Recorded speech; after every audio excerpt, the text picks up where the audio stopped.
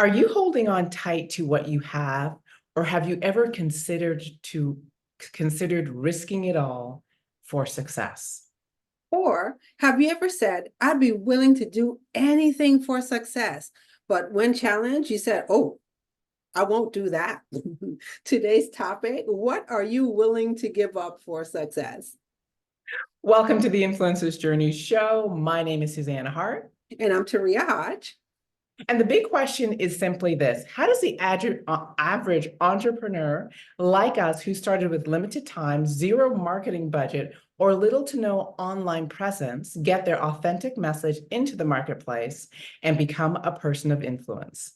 And what skills must you learn? And most importantly, who are you required to become to magnificently attract your divine client and build a loyal following? I Ah. love this topic. Yeah, this one is going to be an interesting topic, Suzanne. So I am always honored that we get the opportunity to sit down and have these conversations behind the scenes and then bring the conversations to our super achievers. So as we were preparing to talk about this topic, what are you willing, to do to achieve success? One of the things that came up for me recently, I was watching an episode of HGTV. And I got intrigued Mhm. because they were featuring islands in the Caribbean. And one of the islands that they were talking about and showcasing was my home, St. Thomas. And there was this couple that they do renovations. I think they are based out of New York. And so what they were looking for is a change of pace in their life. And they're looking at island living.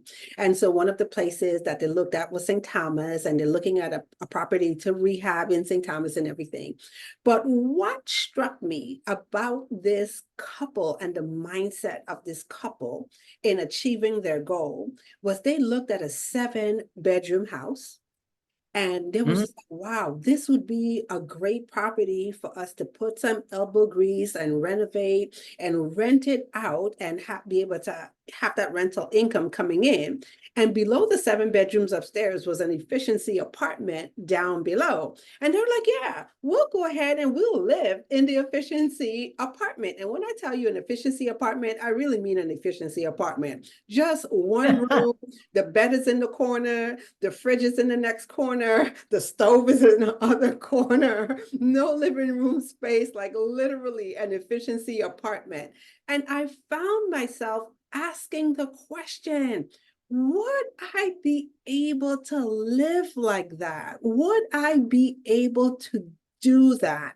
And I thought about it and I was just like, nah, I need a little bit more space. Like, I need another room to be able to do that. So it really hit home to the point of what we're going to talk about. Like when you take a look at success and the things that you want to achieve in your life, what are you willing to do to accomplish it? I so get it. I so get it. It's such a great conversation, and it brings me back to when I was in the middle of ending my marriage and going through that whole process of divorce, and everybody knows what that can be like. And I decided it was going to be easy peasy, and that was my commitment. And I was not going to get into any in-depth argument, confrontations, fight over a bunch of stuff.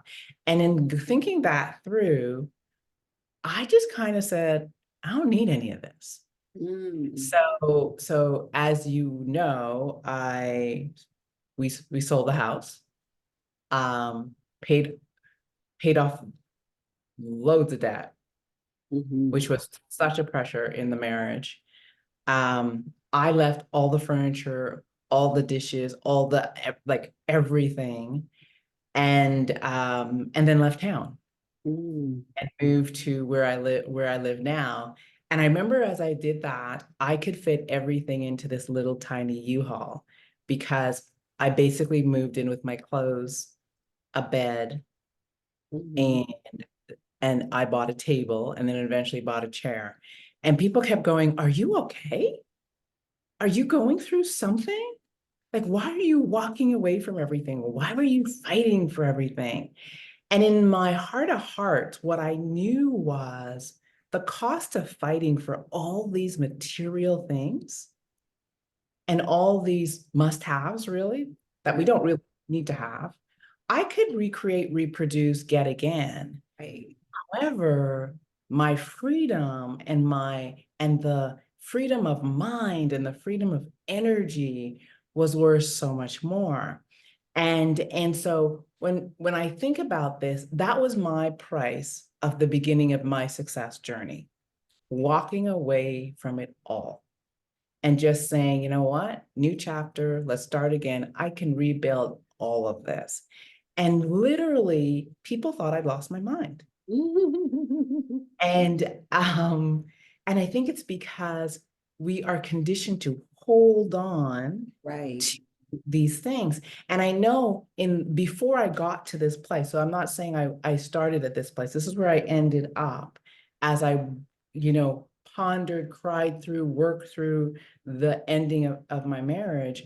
My biggest fear was losing all the things I had, the house, the this, the car, the blah, blah, blah, blah, blah. And I had to get to a point where it was like, really, Suzanne? What is more important? So it's gonna be a good one. Oh yeah. Oh yeah.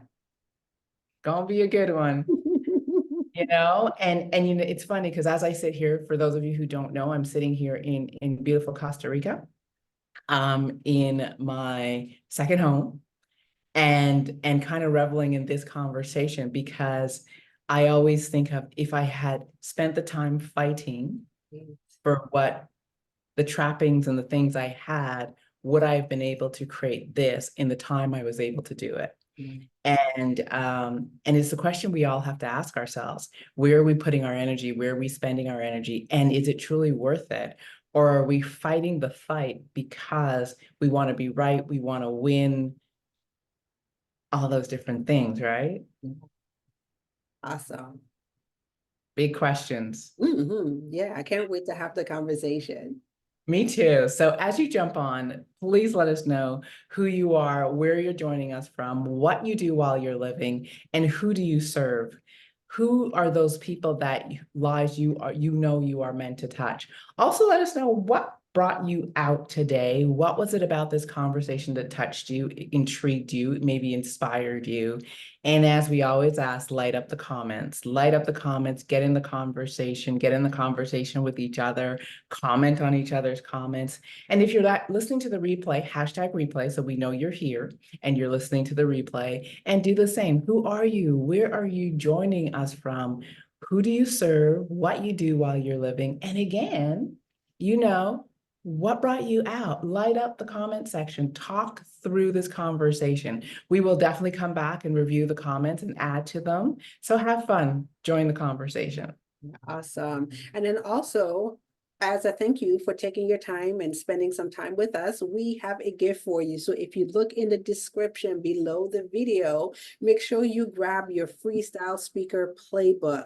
Now, if you are an entrepreneur, you're a coach, you're a course creator, and you are looking for more exposure on you, your brand, and your business, this definitely is what you need. So make sure that you click on the link below, grab your freestyle speaker playbook, and use it as your ultimate guide to get recognized, hired, and paid what you are worth. And before we get the party bus rolling, if you are new to our Influencers Journey channel on YouTube, please take a minute to subscribe to the channel. You want to subscribe to the channel, and you also want to hit the notification bell. So that way, every time we go live, I see you. Every time we go live, you get notifications so you can join in the conversation, and make sure you share the channel with another super achiever.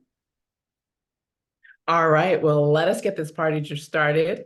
And if you're just joining us, welcome to the Influencers Journey Show. My name is Suzanne Hart. I'm here with my girl, Taria Hodge. And our topic today is, what are you willing to give up for success? Yeah. Okay, so Suzanne, I think in our behind the scenes conversation, came up with a very interesting concept: crabs in a barrel. Uh-huh. Okay. Now, usually when people talk about the crabs, in the barrel, they talk about, crabs in a barrel. One is trying to get out and people are just pulling them back in. So the question is, have you ever been the recipient of the crab in the barrel mentality? And what was that like for you? Oh, absolutely. I think we all are in some way, shape, or form. Mm, And I truly remember, particularly when I started on this journey of my own personal growth and personal development. And we all know, like when we start the aha, even like when you become conscious about your own history as a Black person, you become conscious of mm, something around feminism or being a woman, or you get conscious. It's almost like we want to get on the soapbox and, yeah. pull people along and tell them what's happening. And and and as we're moving and growing, we try to bring people with us, and Mhm, they try to keep us where we are.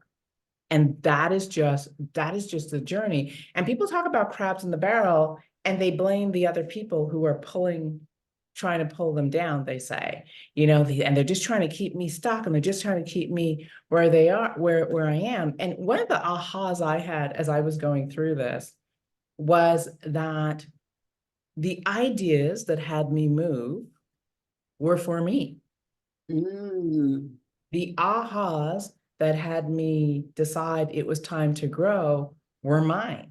And I mm, kept thinking, when I hadn't had the aha, I was one of those crabs in the barrel, mm, right? And if you had tried to get me to move on something I didn't understand, I would probably be resistant as well.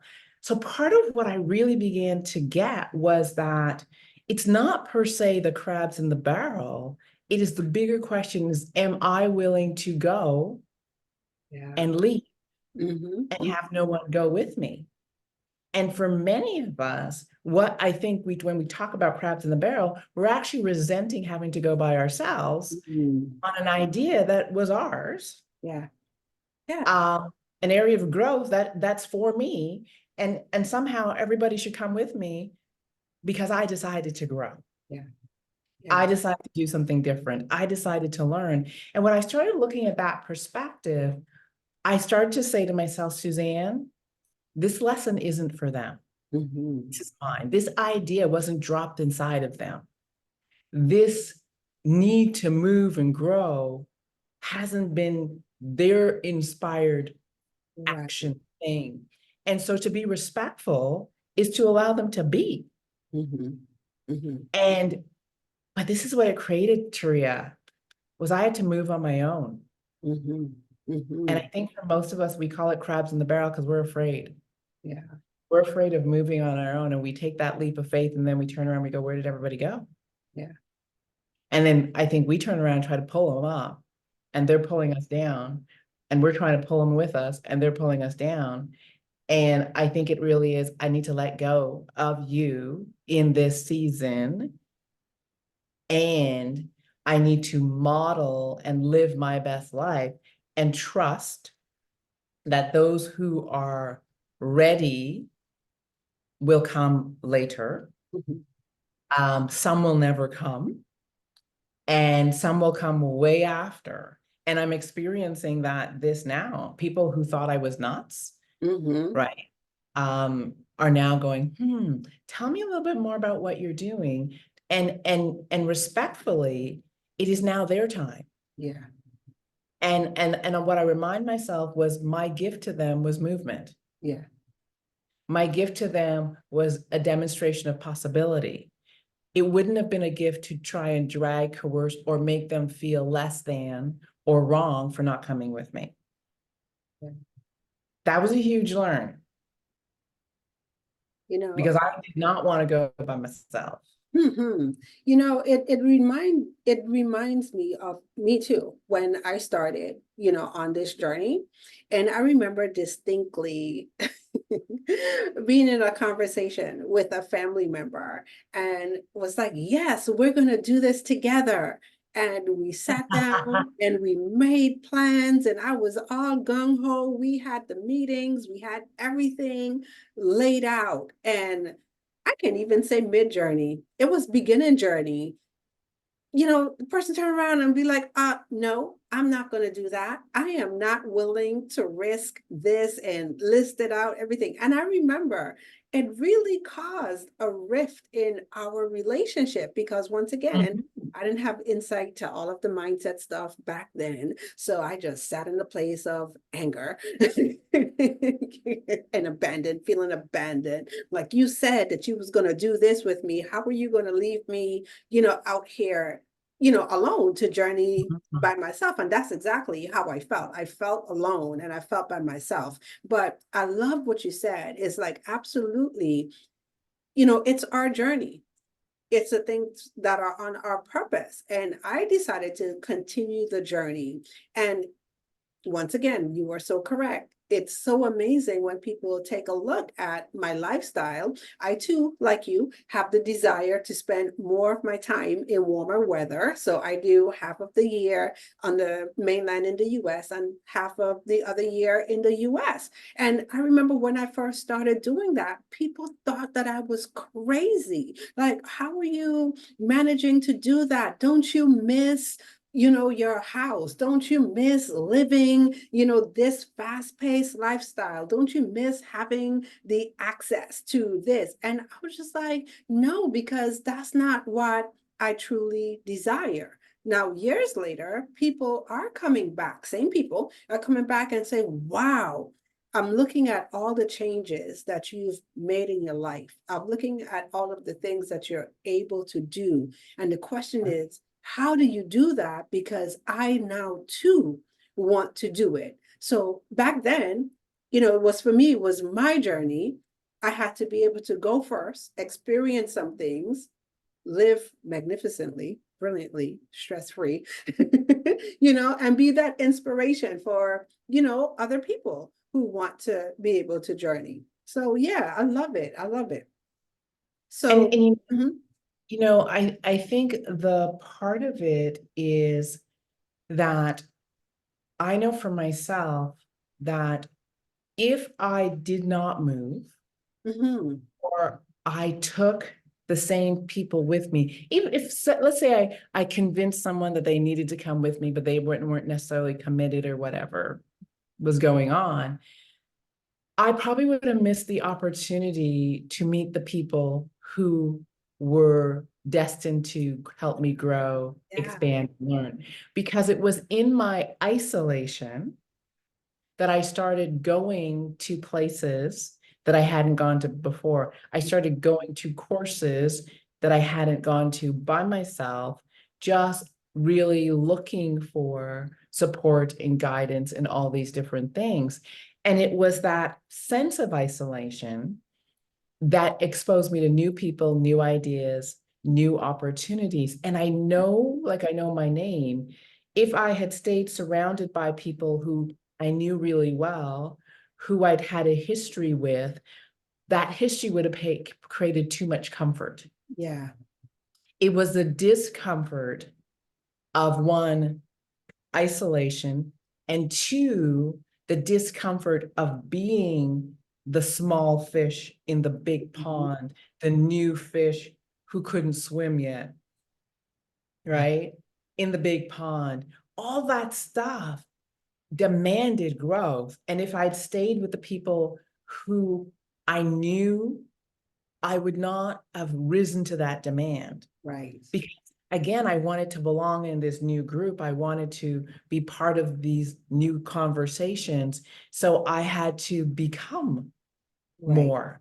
And those new conversations demanded that I become more. So I think, we're letting go, but we're stepping into growth and Mhm. possibility and more. And I think there's always a letting go for Right. new growth. And when I used to train this, I used to tell people that if your cup is full,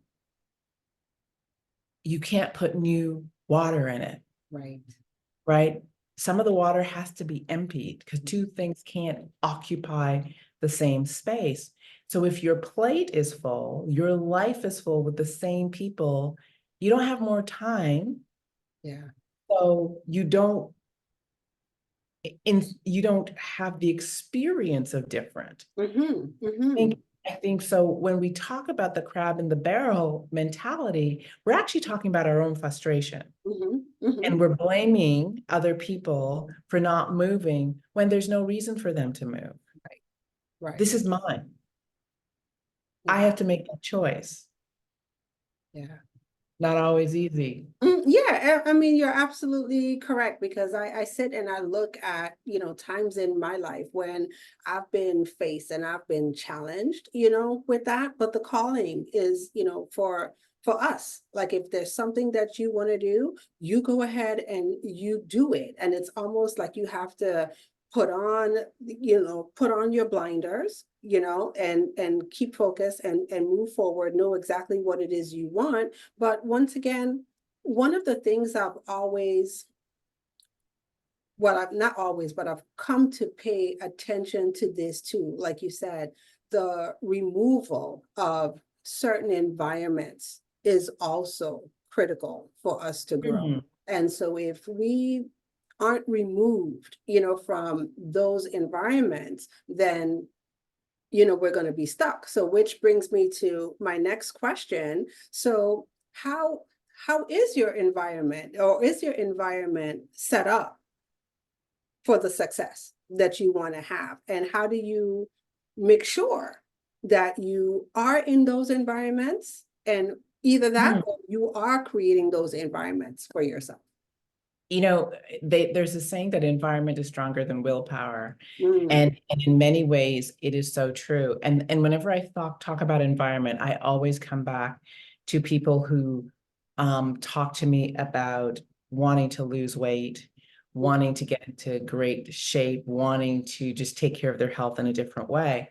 mm, And and one of the things I'll say is that okay, well, first we need to create an environment that pulls for your success. And they're like, an environment that pulls for my success, what's that mean? I go, an environment that makes it easier for you to win mhm, than to fail.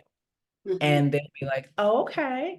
And I said, so this is what it looks like. You're gonna go home and you're gonna clean out your fridge and your cupboards. And suddenly people are like, what? Yeah. You're gonna go home and you're gonna clean out your fridge and your cupboard. And one of the things I get all the time is, well, I can't do that because we need these things in our home. And I'm like, well, no, you don't. And or no one in the home is going to be happy. And now we're talking environment. Yeah. I don't want to change my environment, but I want change. And invariably there's self-sabotage because the environment has not changed. Right. And so however, the people who go home and clean out their cupboards, clean out their fridge, I tell them, put your workout gear exactly where you're gonna get it, plan your meals, like the whole thing. And we create this environment that just really makes it easier to win. They're going through and they're going, wow, I can't believe what's happening. Well, your environment is making it easy for things to happen. That's really what we're talking about. I know for myself, when I started again, this whole personal development journey, um, my environment was to make books readily available to me Mhm. that were um, pulling me towards where I wanted to go. I I created a reading corner and meditation and journal corner in my home. And it was kind of like when I go sit there, I'm gonna read, meditate, journal. Yeah. It was kind of like that habit stack. I created environments where I started spending time with people who I knew were going to demand more of me, who were going to challenge my thinking, who were going to ask me different questions. And I also put myself in environments where I knew I was going to be uncomfortable because it was so new, it demanded so much growth. And I knew that if I didn't create those environments, it wasn't that I wasn't so that motivated. It was that when not fear when not contained by environment that demands me to go move through my fear, fear would win. Right? So it's like booking the appointment to take the stage when I'm deathly afraid of taking the stage and saying yes to my coach. Yes, I'm going to show up. Now I've created an environment that demands that I be more. So one of the things I've always done, and you know it, is we book Yeah. and then we get ready. Yeah. And I'm like, we book, we grow. Yeah. If we book the date, we don't put it on the calendar, our mind's going to give us all sorts of excuses why we need to push it back. We book, we make it loud, we post, we tell everybody, and then we just grow into it. Create the environment that demands more of you.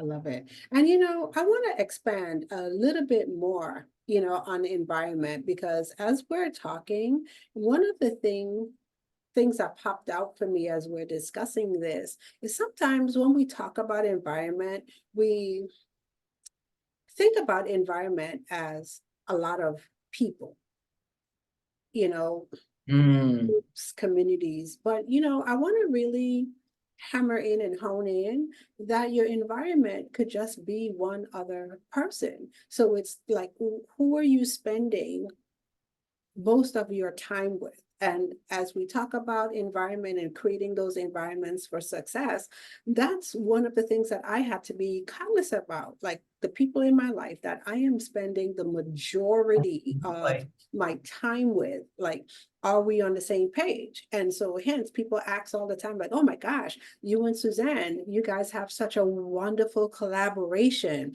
It, like, when we watch you guys on camera, you seem to be so much in sync. There's a ease, there's a happiness, or whatever feeling that they get from watching us together. Sometimes they can't articulate it. Sometimes I can't articulate it, so people feel it. And I said, you know what? When I reflect back on it, like in our first meeting, our very first conversation that we had, like true conversation, you were the first person, the first entrepreneur coach that had the vision that I had. So when I told people, like, no, my desire is to escape winter. I want no more sleeves. And I spend half of my year in the Virgin Islands or some other warm tropical place. And then I'll be on the mainland when it's warm. I remember people actually told me, you're crazy. That doesn't make any sense. Why would you do that? And yes, I have to admit, sometimes hearing that, I felt defeated. oh yeah. Yeah, when I met you, I was just like, oh my gosh, somebody else who gets it. Right. And so you became my environment. And Uh, we spend time together. Not only did we have the vision in common, I started to learn strategies. Oh, this is how you do this. Oh, this is what you need to do to create this. So environment is important. And it could be an environment of just one other person. So you touched on something so crucial when it comes to our health. Like a lot of times we think that because we're on a journey, like everybody else in the house has to do what we're doing. Like, and you feel guilty, especially, moms. We feel guilty, like, oh my gosh, how am I going to suffer? I don't know why we think they're suffering. They're not suffering. But why do I have to suffer my kids through this? Why do I have to suffer my husband, through this? Whatever, we're in this journey. But it becomes so much easier if you just have one other person in the household that's creating that environment for you, then you're able to journey through. So I just want our super achievers to ponder on that a little bit. Like, your environment doesn't have to be 100 people. It doesn't have to be 50 people. Environment could be just one other person, and start to think about it this way. Like, when you look at who you choose to spend your time with, who are you spending your time with? The majority of your time, those people are also your environment. it's so true. And I want to just expand environment even more, because I define environment as physical space as well, right? Mhm. And we're talking about clearings, right? Creating space for possibility. And so for one of the things for me, environment is very physical. Mhm. And And so I don't like clutter. I don't, as you know, Suzanne does not like disorganization. I don't like last minute things. I like surprises, but not when I in a process, if you will. Right. And so I know that when my environment gets too cluttered, I become anxious and overwhelmed. Mhm. When my environment gets too disorganized, I become disorganized, therefore I become overwhelmed. So when I talk about environment and I talk about an environment that pulls for your success, I remember someone asking me, when something comes into your office, how many times do you touch it? And I Mm. was like, what do you mean? And they said, well, some people touch it and they move it from here to here, then they move it over there, then they move it over there, and they move it over there. And they said, that's so much waste of energy. And for me, I said, no, everything in my office has a place. Mhm.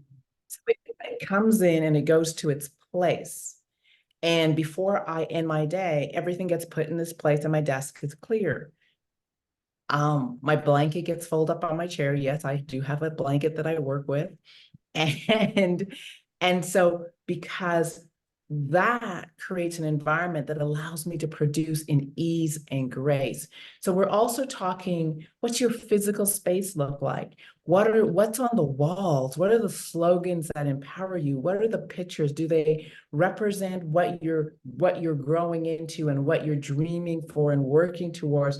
Like all that environment um, is crucial. So we're talking, people, but we're also talking physical space. Right.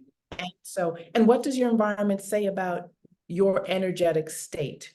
Right. Because you can walk into some people's environment and go, "Ooh, we in overwhelm over here. I Yeah. don't know if you and I can collaborate because you're in overwhelm and I'm committed to ease." Yeah. And so our environment creates our energetic signature as well. Mhm. So when we're talking about pulling for success, it is, are you willing to make the sacrifices, Right. people, Mhm. right? I need to clear these people out to move these people in. I need to be able to stand alone and feel it somewhat isolated so that I can attract new people. I need to create an environment that empowers me and has me be in a state of ease and grace and possibility. And those things, they're so key, right?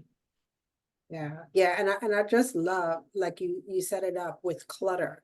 And so a lot of times when people think about clutter, they think about clutter in just like you said, they're physical things in the environment, but really and truly, clutter could be anything. You have people that clutter up our lives. We have Yeah, activities that we do that clutter up our time. It everything, just like you said, if it's not conducive to where you want to go, then you need to take a look at that and how you're going to create the space for new things to come in.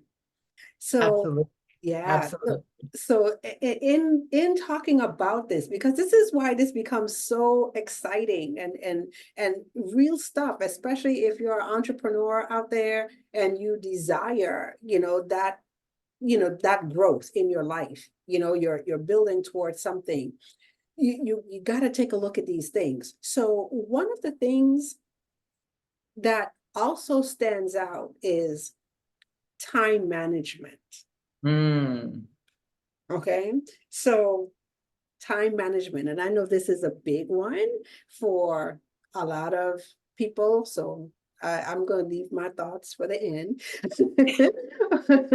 But why is time management a setup for self-sabotage? Oh, big question. I as you say the question, I can imagine people going, time management, a setup for sabotage. That's what I've But been taught. That's what they've been telling me I need to do. I need to manage my I've been time. I've been reading all these books on time management. And one of the things I realize is when people manage time, they're managing time so that they can feel more productive. And they always say that it's busy people that manage their time. Mhm. And so when I start working, particularly with new entrepreneurs, they are probably some of the busiest people I know. And they're on committees, they're doing things with their children, they're doing things with their jobs, they're volunteering, they're working out, and the list goes on. And one of the things I will say to them is that you do know that two things can't occupy the same space. Mhm. And they'll go, uh-huh. And I'll say, and secondly, we can't manage time. Mhm. And I think that's so important for us to really get. We can't manage time. There's 24 hours. We all get 24 hours in a day. And to think we're managing time is kind of, I don't know, it feels like a setup. And so when people think they're managing time, what they're doing is they're putting all these things into their schedule that has them live in overwhelm, that has them live in rush, that has them live in hurry, has them in multitasking, and has them juggling balls and plates. I know I was doing it. And the challenge is they are nowhere Yeah, fully. yeah. Right? So they're while they're in one place, they're thinking about what they got to be doing in the next place. While they're in another place, they're thinking about what they should have been doing or what their kids are going to be thinking because they haven't seen them. They haven't been like there's all that stuff going on. Yet they're managing time, but they're not powerful in it.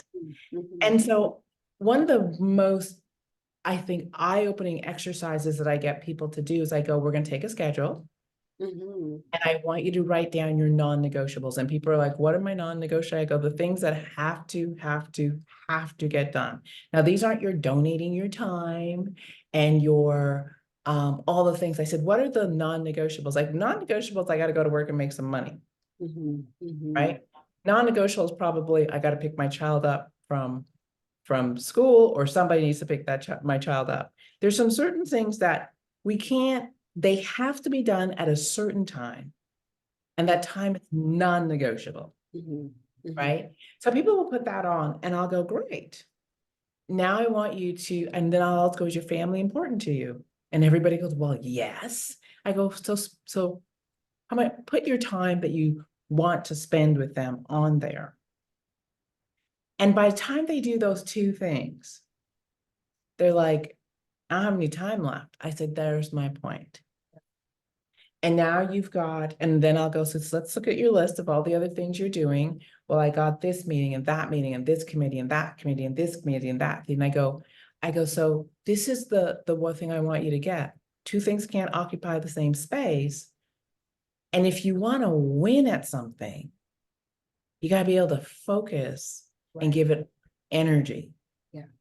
And that's the first time most people get the aha as to why they're not winning, is Mhm. because they're not present long enough to get good enough, to become great enough to win. And I say that because I remember when I started this journey, I cleared out Mm. almost everything. Because one, I was on a massive learning curve. Right. Two was I was on a massive learning curve. Three was I was in massive discomfort and I needed to focus and give my energy to this thing that I was learning until I found ease. And when you start something, it's not ease, it's Mhm. Mhm. discomfort. Of course. It's not natural, it's unnatural. And so you got to give it time. And I had to clear out a whole bunch of things. There were people who didn't see me for a while. There were places I didn't go because I had to choose. And I think what we're really talking about is when we talk about a clearing and managing yourself in time, is are you managing yourself in time? Notice the language I'm using so that you come to it with capacity. Mhm. Mhm. I'm going to say that again, with Mhm. capacity, that I'm able to do the thing I said I was going to do. With energy, I'm going to do it with an energy that is highly vibrating, right? With a lot of time, I'm going to give it enough time that I can be 100% present. Like, are you coming to it with that? Or are you coming to it with no capacity because I'm exhausted and I can't focus anymore because I've done 50 other things today? I don't have energy because I'm just so tired. Right. And I'm running from this appointment into that appointment. So I only have this amount of time. And the time I have, it's impossible to do what we need to get done. That's what we're talking about. Yeah, so one of the things I'm hearing is I'm hearing two myths here. So there's the myth of multitasking, which I've learned doesn't work. And then the myth of time management, because really and truly, like that's that's what it is. As we take a look, and I'll say this for me, as I started to do this work, for myself and explore and take a look at stuff, I really had to, and still continue to ask myself the questions like, why am I doing these particular things? Okay, what, like, first of all, where am I going? What's the goal? What's the thing that I want to achieve? And like, is all of this other stuff that I'm doing, is it necessary? And if it's not necessary, like, don't do it. Don't put your energy towards it. Put your energy on the things that are going to move the needle, for you. Put your energy on the things that are going to lead you, towards the success. And so it's being able to, like you said, create those clearings, for yourself to work on the important things, like removing things from your environment. And then what I found is when I go back and I look at things, because some things I don't even clear them off of to be honest, I don't even clear them off altogether. Like they just get moved. Like, I'm not going to do this now. I'm going to table it probably for 6 months. I'm going to table it for 90 days. There But you it's go. but it's also coming back though, in the 6 months or in the 90 days, whatever the time frame is. And then even asking yourself the question, is it going to make a difference? And if you ask yourself that, is it going to make a difference now? Why still do it? If it's not going to make a difference, it's not going to lead you where you need to go. Just go ahead and mix it, you know? And so that's like the other level to it. Because a lot of times you'll find is that, we have in our minds all of these things. And we don't necessarily need all of those things. We just need, like you Absolutely. said, the 2 to 3 big things that we're going to do that's going to move us forward. You So know, it's Tria, awareness. when I really started doing this and I really started taking things on and I simplified my life and did less, when I turned around years later, I had done so much more. And so there's a saying that less is more. Mhm, Um, and or I need to slow down to speed up. And mhm. it was slowing down that sped me up. And this is what I learned is when I took a lot of things off my plate, I was able to be 100% laser focused on that thing. And so it didn't take me as long. I did it much better. I Mhm. learned more. I was present, and the results were different. Right, And then then it became natural, right. and then it cleared out space for something new, as you're saying. I think the other thing was I really start to ask different questions, like how is this serving me? Mhm. And is this my ego that needs to do it? It Right, looks real good. Or is this really a necessary action? And so I was able to clear out things that were just feeding my ego and hold on to things that moved myself, my life, and my family's life and my business forward. So right. that was the first thing. The other thing I realized was that there were certain things that one didn't have to be done by me, and I know I say that a lot, Mhm. that I was able to clear out. And there were things that I could just do differently. Right. So anyone who knows me knows I haven't had a gym membership in like 15 years Mhm. because the thought of driving to the gym, driving back was time that I didn't want to give to it. Two was I knew when they got cold, I am not leaving my house first thing in the morning. And I know that if I don't work out first thing in the morning, it is not We're gonna happening. get done. I started to build my life around what I knew I could win at. Yeah. Right? I started and I started doing and I didn't need to work out for an hour to 90 minutes. It was like, okay, 30 minutes, consistent, persistent. So I started looking at things from this different Right. perspective that really shifted my environment and shifted how I do it. And so I was able to clear out so much time, things that were taking my time, and really get laser focused and 100% committed to the things I kept doing. Hmm. Everything has a season, as you said. Right, right. Yeah, and I think that that's the most important thing is like, and that's the saying, right? We all have the same 24 hours. So when we take a look at the people who we deem successful, and then, we look at others or we look at ourselves, everyone has the same amount of time. So it's like, what is it that you are choosing, to do with your time? What are you giving your time to? Yeah, I love it. Absolutely. Okay. All right, so I'm going to shift gears a little bit Oh, because one of the things that we always trying to ask here on the show or answer here in the show as we take a look at being a super achiever, how is this helping us grow our influence, right? So when we take a look at the topic, why is sacrifice and risk the unspoken journey of an influencer? I think when we talk about sacrifice and risk, we're talking about giving up things that allow us to win. Mm, So you covered giving up people who aren't ready to go with you wherever you choose to go, and because they're not in that season. We're talking about, creating environments, which is people and physical environments that really allow you to win, and going into environments that often feel uncomfortable, but you know that spending time there is going to grow you, expand you. I think it is also clearing out the clutter of the things that take your time. In many ways, when we first do these, all these things feel like sacrifices, and they feel like unpopular, and they're inherently risky, because I think we are often feeling like we're losing people. I yeah. think we're often feeling like we're going out on our own, and it's isolating. And so the sacrifice feels like I'm doing this by myself. I'm giving up friends. I'm spending less time with family. I'm doing all those things. And in many ways, you may for a season, and then you may realize I've outgrown some people. Mhm. Putting all that together, why is it the unwritten kind of journey of an influencer? I think it's because influencers, inherent in being an influencer, is choosing paths that are new, Mhm. choosing paths that are uncharted. Now, they may be uncharted for your group, they may not be uncharted for the world, but in the people that you spend time with, it's an uncharted path. It's doing something that no one in your circle of influence might be doing, or it might be doing something that's never been done before. And I think what creates influence in Mhm. our lives are those individuals who are willing to risk Right.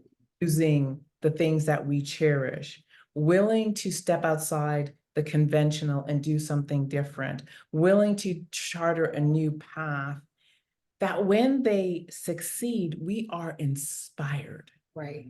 And remember, the source of influence is going first, leading the way, and being a source of inspiration. Right. That takes courage, and that takes guts, and it takes risking, and it takes, the possibility of losing, whether that be friends, whether that be financially, whether that be, putting your time into something that may not work out.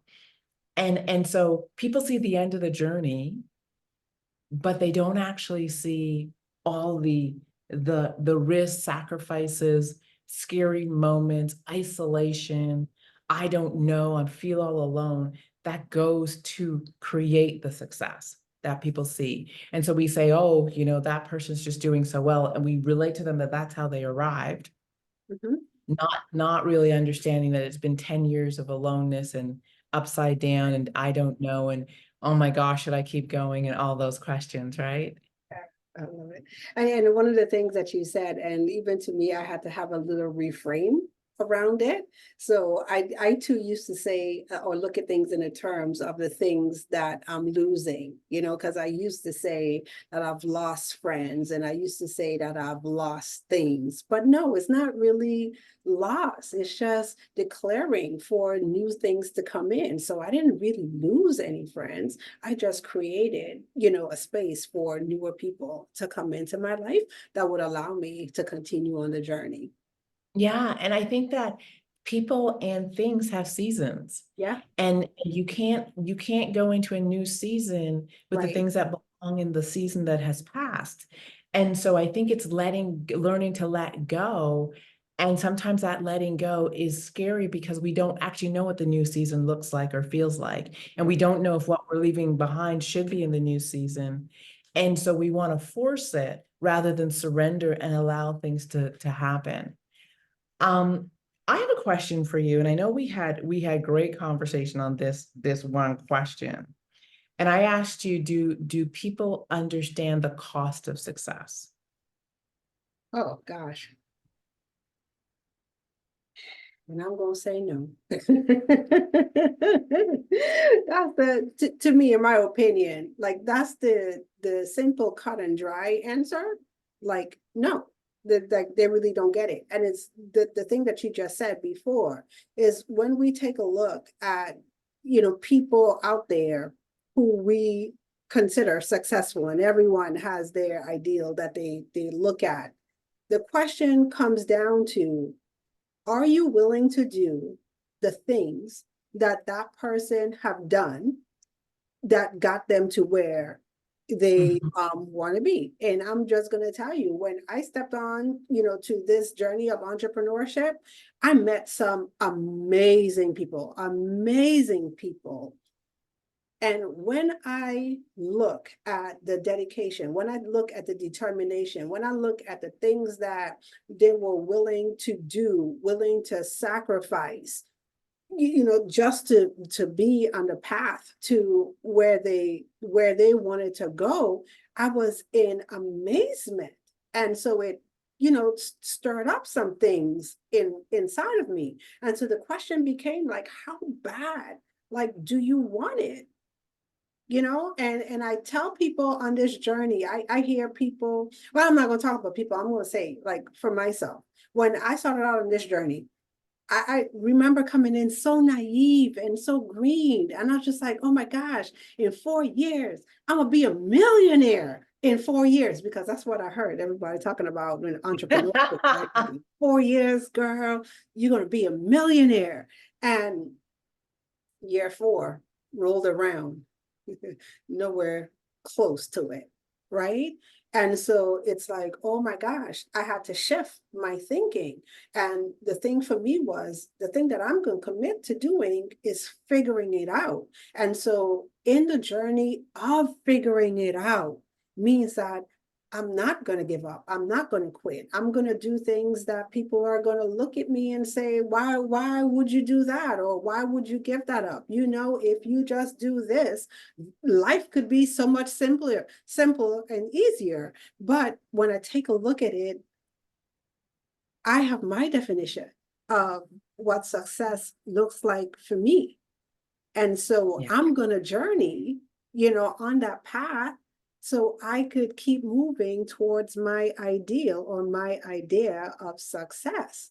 And so I know, Suzanne, there's a part two to this, because the title of the show is, what are you willing, to do to achieve success? Or what are you willing, to give up for success?